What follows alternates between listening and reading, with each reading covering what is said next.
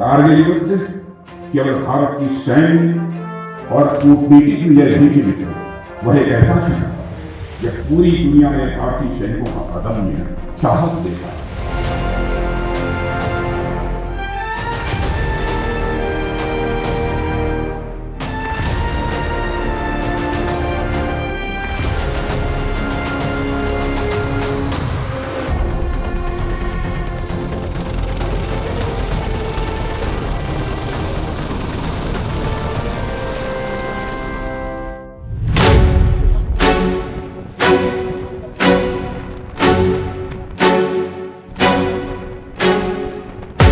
Finally मटाइन पहुंच गए हैं। यहाँ का एल्टीट्यूड बहुत ज़्यादा है, हवा बहुत तेज़ चल रही है। ट्रूप्स तुरंत उतरते हैं इस गाड़ी से और तुरंत मोटार को वहाँ पे सेट करते हैं और तुरंत फायरिंग पोजीशन में आ जाते हैं। हरपाल सिंह जी शहीद हो गए हैं। 2 दिन के बाद फिर उनकी डेड बॉडी घर पे आई, तो हमें तो बताया नहीं, जब आए तभी उनको तो पता चला है। फिर ऐसे बोल के आए भाई, पता नहीं मैं आऊँगा क्या ना आऊँगा। घर से बोल के आए, मेरे को समझा के आए भाई ऐसा भी हो सकता है। अभी मरना सभी को है, तुम भले मरे, करके नमक हलाल लड़ते हुए गिरे। भूलोगे आप नहीं जो छिप गई शक्ल, सफेद ज़मीं पर नाम हुआ तुम्हारा अटल। नमस्ते, मेरा नाम है मानस। मैं और मेरे साथी शुभम इस वक्त मौजूद हैं द्रास में करगिल वॉर मेमोरियल पे। ये वही जगह है जिसे करगिल में जो शहीद हुए हमारे जवान, हमारे सोल्जर्स, उन्हें श्रद्धांजलि देने के लिए बनाया गया है। ये पूरी जगह करगिल के जो जितने भी म्यूरल्स होते हैं, जितनी भी चीज़ें होती हैं वहाँ पे, बोफोर्स तोप से लेकर ऑपरेशन सफ़ेद सागर एयरफोर्स का जो ऑपरेशन था और तमाम शहीदों की यहाँ मूर्तियाँ और सारी चीज़ें यहाँ पे, म्यूज़ियम से लेकर सब कुछ है। हर वो चीज़ है जो करगिल वॉर को वापस से एक रीइंस्टेट करती है आपके अंदर। और अभी भी यहाँ पे रक्षा मंत्री राजनाथ सिंह का भी संबोधन हुआ। इससे पहले उन्होंने जवानों के साथ बड़ा खाना, जो फ़ौज में एक रिवायत होती है बड़े खाने की, वो किया। और उसके बाद उन्होंने जनता को संबोधित और सैनिकों को संबोधित करते हुए कहा कि पाकिस्तान की जो हरकतें हैं, जिस तरीके से पाकिस्तान एक्ट करता है या जिस तरीके से पाकिस्तान ने करगिल में किया था, तो वो चीज़ हम अब इंडिया वापस से टॉलरेट नहीं करेगा। और एक बहुत जो अहम बात उन्होंने कही है कि पाकिस्तान से अब कोई बात नहीं होगी, पाकिस्तान से बात होगी तो सिर्फ पीओके पे बात होगी। इसके अलावा उन्होंने इंडिजिनस हथियारों पे, आकाश तीर, आकाश नेक्स्ट जनरेशन मिसाइल और इंडियन नेवी के INS विक्रांत, ऐसे तमाम हथियारों के बारे में बताया जो स्वदेशी तौर पे अब विकसित कर रहे हैं। तो अब यहाँ से हम धीरे धीरे अभी चलेंगे, हम बढ़ेंगे मटाइन सेक्टर की ओर और वहाँ पे इंडियन आर्मी के कुछ ऐसे हथियारों को देखेंगे जहाँ जो ऑपरेशनल डिटेल्स, मतलब जितनी बता सकती है आर्मी, उतनी आर्मी हमें जानकारी देगी और उस हिसाब से हम कि क्या कैपेबिलिटीज़ हैं हमारी, जो टेक्नोलॉजिकल डिमॉन्स्ट्रेशन है इंडियन आर्मी का, टेक वॉरफेयर जिसको कहते हैं या ड्रोन वॉरफेयर कहते हैं, उस वॉरफेयर में आर्मी कितनी आगे है। लेकिन और अभी जब रक्षा मंत्री बोल रहे थे तो उन्होंने भी इस चीज़ पर जोर दिया कि जो मल्टी डोमेन लड़ाई है, भविष्य की लड़ाइयाँ मल्टी डोमेन होंगी, यानी ज़मीन, आसमान, पानी, स्पेस, साइबर, हर जगह लड़ी जाएंगी। तो उस चीज़ पर भी रक्षा मंत्री ने जोर दिया है। अब हम चलते हैं आर्मी चीफ, हमारे chief of army staff general Dheeraj Seth के पास और उनसे वो क्या कह रहे हैं कारगिल वॉर मेमोरियल पे, क्योंकि एज अ गेस्ट वो भी यहाँ पर आए हैं, उन्होंने भी श्रद्धांजलि दी जो हमारे शहीद हुए सैनिक थे। तो चलते हैं जनरल धीरज सेठ के पास और सुनते हैं कि आर्मी चीफ का क्या संदेश है करगिल वॉर मेमोरियल से। कारगिल विजय दिवस के 27वें वर्षगांठ पर यहाँ मैं अपनी खुद की मौजूदगी से अपने अंदर एक किस्म का नई ऊर्जा, एक नया गर्व महसूस कर रहा हूँ। और इस मौके पर मैं हमारे बहादुर वीर शहीदों को विनम्र श्रद्धांजलि अर्पित करता हूँ और साथ ही उनके परिवारों को भी अपना स्नेहपूर्वक नमन करता हूँ। इस मौके पर हमारे साथ यहाँ देश के माननीय रक्षा मंत्री और उनकी हमारे बीच ये मौजूदगी एक भारतीय सेना के लिए आने वाले समय के लिए एक बहुत ही महत्वपूर्ण प्रेरणा का स्रोत बनी रहेगी। आज यहाँ मैं आपके सामने इन वीरों को जब याद करता हूँ तो मुझे मेरे ही यूनिट के सैनिक द्वारा लिखी गई एक रचना याद आती है, जिसका मैं आपके सामने बयान करना चाहता हूँ। मरना सभी को है, तुम भले मरे, मरना सभी को है तुम भले मरे, करके नमक हलाल लड़ते हुए गिरे, भूलोगे आप नहीं जो छिप गई शक्ल, सफ़ेद ज़मीं पर नाम हुआ तुम्हारा अटल। और अब हम यहाँ से आपको लेकर चलते हैं मटाइन, और वहाँ पे हम आपको दिखाएंगे कि इंडियन आर्मी के जो ड्रोन्स हैं, जो वेपन्स हैं, उनका हम एक आपको डिस्प्ले दिखाएंगे। तो हम फाइनली मटाइन पहुँच गए हैं। यहाँ का एल्टीट्यूड बहुत ज़्यादा है, हवा बहुत तेज़ चल रही है। ये वही जगह है जहाँ पे करगिल में ट्रूप्स को पहले मोबिलाइज़ किया जाता था, यहाँ एक्लिमेटाइजेशन के लिए छोड़ा जाता था। लेकिन अभी जो हमारी सबसे खास, मेरे पीछे आप देख रहे हैं कि हाई मोबिलिटी रिकॉनेसेंस व्हीकल है, यानी ये निगरानी के काम आती है। ये गाड़ी 4x4 ये गाड़ियाँ होती हैं, यानी इसमें चारों चक्के ऑपरेट होते हैं। इसके अलावा इसकी जो पेलोड कैपेसिटी है वो 1 टन से भी ज़्यादा है, यानी 1000 किलो से ज़्यादा इसमें पेलोड ले जा सकते हैं। इसके अलावा जब ऑपरेशनल रेंज की बात करते हैं हम कि एक बार में ये निकला तो कितना जा सकता है, तो इस तरीके से ये 400 किलोमीटर की रेंज तक ये व्हीकल जा सकता है। इसमें आप देखेंगे कि ऊपर मशीन गन माउंटेड है। दूसरी आप गाड़ी देख रहे हैं, ये पूरी तरीके से ये गाड़ियाँ आर्मर्ड होती हैं, माइन प्रोटेक्टेड होती हैं। इसमें आप सामने देखेंगे कि हुक्स लगे हैं, रस्सियाँ, यानी किसी भी चीज़ को अगर मान लीजिए पहाड़ से नीचे कुछ उतारना है या रोप लगानी है हमें, या कोई बहुत भारी इक्विपमेंट है अगर उसको खींच के ले जाना है, तो ये हुक्स उसका काम करते हैं। और ये गाड़ियाँ पूरी तरीके से आर्मर्ड होती हैं। एक चीज़ जो हर गाड़ी में हमें कॉमन दिख रही है वो है कि ऊपर की तरफ एक 6716 मशीन गन ऑपरेटर, और जो राइफ़ल होती है, जो US मेड राइफ़ल है, जो हमारे इंडियन आर्मी यूज़ करती है, वो वहाँ देखेंगे आप कि वो चलते चलते निगरानी करने के काम आता है। इन गाड़ियों की सबसे ख़ास चीज़ है, मैं शुभम से कहूँगा कि आपको दिखाएं, यहाँ के जो इन गाड़ियों के सस्पेंशंस होते हैं। जब आप बहुत ज़्यादा रॉकी, जो पथरीला जो इलाका होता है या बहुत ज़्यादा टफ इलाका होता है, जब वहाँ ऑपरेट करती हैं गाड़ियाँ, तो ये मोटे और मजबूत टायर्स और ये सस्पेंशन उनको काम आते हैं कि वो किसी भी तरीके के ऑब्स्टेकल को वो जैसे भी चाहें, जब चाहें, वो पार कर सकते हैं। अब आते हैं इस गाड़ी पे।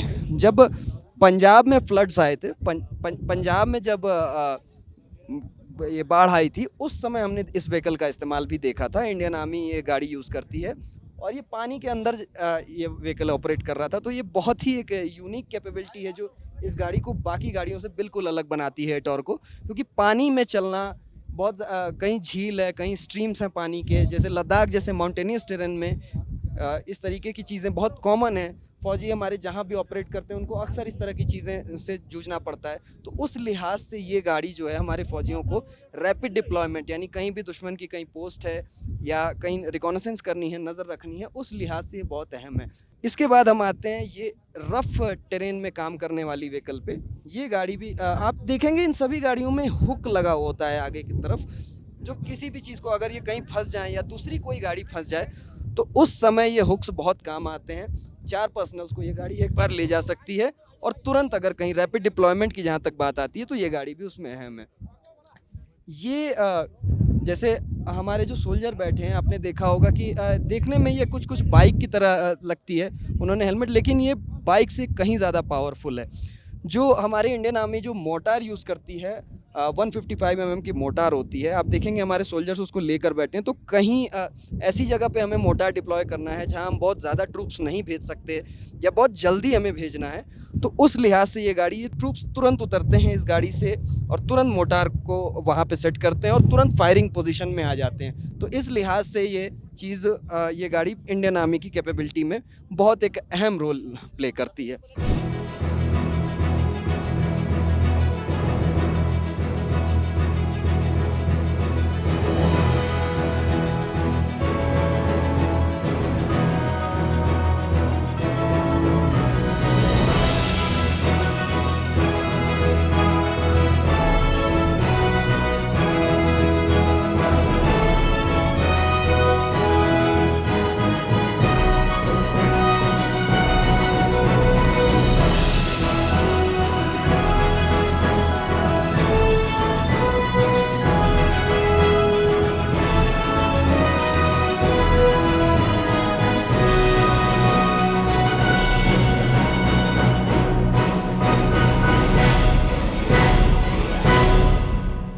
करगिल की लड़ाई में जिन्होंने सबसे बड़ा बलिदान दिया वो हमारे सैनिक तो थे ही, लेकिन इसके अलावा उनके जो परिवार थे, उन्होंने जो इन 27 सालों में जो सफ़र किया, जो उनको मतलब झेलना पड़ा कि हर माँ, हर भाई, हर बाप चाहता है कि उसके घर वाले घर आएँ, उसका बच्चा घर आए, उसका भाई घर आए। लेकिन कई लोग ऐसे थे, 500 से अधिक लोग, जो उस कारगिल की जंग के बाद घर नहीं लौटे। तो अभी हम चलते हैं कुछ ऐसे लोगों के पास, कुछ ऐसे परिवारों के पास जिन्होंने अपनों को, अपने बच्चों को, अपने बेटों को, अपने भाइयों को, अपने पतियों को खोया कारगिल की जंग में। तो चलिए हम उनसे बात करते हैं। मेरे साथ शहीद पूरनचंद जी की धर्मपत्नी है, हम उनसे बात करेंगे। खुद जब घर आते थे छुट्टियों में, मैं तो ना मतलब शादी के बाद 1.5 साल रही ना मैं उनके साथ। फिर घर आते थे छुट्टी को, फिर मतलब पूरे गांव के बच्चे को बुलाते थे, एकदम भैया आ जाओ खेलो। सारे बच्चे भी उनसे प्यार करते थे बहुत ज़्यादा, पूरे गांव वाले उनसे प्यार करते थे बहुत ज़्यादा। एक फौजी न सिर्फ अपने देश से प्यार करता है, अपने परिवार से भी वो उतना ही प्यार करता है। जैसा हमने बताया कि पलटन भी उसका एक परिवार होता है। और खेलकूद में पूरनचंद जी बहुत आगे थे, बच्चों के लिए तमाम स्पोर्ट्स एक्टिविटीज़ ऑर्गेनाइज कराते थे गांव में। ग्राउंड भी बनाया उन्होंने, एक मैदान उन्होंने बनाया उन्होंने। और मैम प्लीज़ आप अपने आप को संभालिए, और क्योंकि हम समझ सकते हैं कि छुट्टी पे आए थे घर, छुट्टी पे आए थे ना, फिर उनको अचानक से बुला लिया। तो फिर जब वो छुट्टी आए थे घर, उस तब हो गया मतलब लड़ाई शुरू हो गई थी। उनका दोस्त था कांगड़े का, वो उस टाइम मतलब शहीद हो गए थे। उनको जब घर में थे उनको लग गया पता भी। फिर ऐसे बोल के आए भाई, पता नहीं मैं आऊँगा क्या ना आऊँगा। घर से बोल के आए, मेरे को समझा के आए भाई ऐसा भी हो सकता है। अभी बेटा था मेरा 8 महीने का जब वो आए। मेरे बेटे को नहीं पता भी पापा कौन है, फोटो देख के पता है उनको मेरे पापा। अभी वैसे उन्होंने कहाँ देखा था, 8 महीने का था वो जब वो ड्यूटी आए। और बोल के आए थे भाई कुछ भी हो सकता है, भैया आपने ठीक रहना बस, और बच्चे का ध्यान रखना। बच्चे से बहुत प्यार करते थे वो। हमारे साथ नायक हरपाल सिंह जी का परिवार है, जो 8वीं बटालियन सिख रेजिमेंट से ताल्लुक़ रखते थे। 8 सिख उन शुरुआती रेजिमेंट्स में से एक थी जिन्होंने पाकिस्तानी जो सेना थी उस पर हमला किया था। शुरुआती उन बटालियंस में से एक थी। और 8 सिख को काफ़ी हैवी कैजुअल्टीज़ का भी सामना करना पड़ा था उस समय, क्योंकि पाकिस्तान के पास फायर पावर थी, वो ऊंचाई पे थे, हमें भी अंदाज़ा नहीं था उनकी स्ट्रेंथ का। तो हमारे साथ उनकी धर्मपत्नी है, हम इनसे बात करेंगे और जानेंगे कि कैसे इनको वो चीज़ें, वो 27 साल की जो हम आज जो जश्न मना रहे हैं, करगिल का विजय दिवस हम मना रहे हैं, लेकिन उस विजय दिवस के पीछे किस तरीके का सेक्रीफाइस है एक परिवार का। नमस्ते मैम, क्या नाम है आपका? नमस्कार जी, मेरा नाम देविंदर कौर, कारगिल शहीद हरपाल सिंह। मैम सबसे पहले आपको कब पता चला कि हरपाल सिंह जी इस तरीके की जगह पे उनकी पोस्टिंग आई है जहाँ जंग चल रही है? इनकी पोस्टिंग पहले पठानकोट में थी, तो इसको रातों रात ही यहीं पे आना पड़ा। सभी के साथ ही, इनको भी साथ में ही थे, तो आना पड़ा इनको। तो उस टाइम पे तो ऐसा हुआ था, 1 वीक के बाद ही ना डेड बॉडी आ रही थी। तो सभी को डर लगता है ऐसा वक्त हो तो मेरे तो बेटा होने वाला था। मेरे को तो कोई भी खबर ऐसी नहीं बता रहे थे। मेरे फादर इन लोग को मालूम हो गया था, उनको मिलिट्री से, अमृतसर मिलिट्री से पता चला। वो घर पे आए थे तो उन्होंने बताया कि ऐसी बात है, हरपाल सिंह जी शहीद हो गए हैं। 2 दिन के बाद फिर उनकी डेड बॉडी घर पे आई। तो हमें तो बताया नहीं, जब आए तभी हमको तो पता चला है। मैम जब लड़ाई की बात आती है तो जंग, गोला बारूद, ये तमाम चीज़ें होती हैं। ये 27 साल मैम कितने मुश्किल रहे एक को उनके बिना? बहुत मुश्किल जी, बहुत स्ट्रगल करना पड़ता है।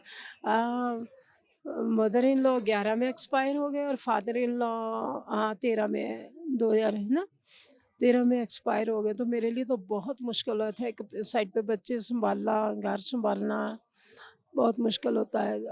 और घर पे भी जो 1.25 लाख ही थे, तो कोई घर पे भी नहीं। और मेरे ब्रदर ने मेरा साथ दिया है, रियल ब्रदर मेरे, तो उन्होंने मेरा साथ दिया, तो यहीं तक पहुँचे हैं। कारगिल वॉर मेमोरियल जो बना है, ये उसका वो हिस्सा है जहाँ पे सारे वो सिपाही, सारे हमारे जवान, सारे हमारे अफसर जिन्होंने देश के लिए अपना सर्वोच्च बलिदान दिया, जो देश के लिए जो शहीद हुए, उनकी यहाँ स्मारक बनी है।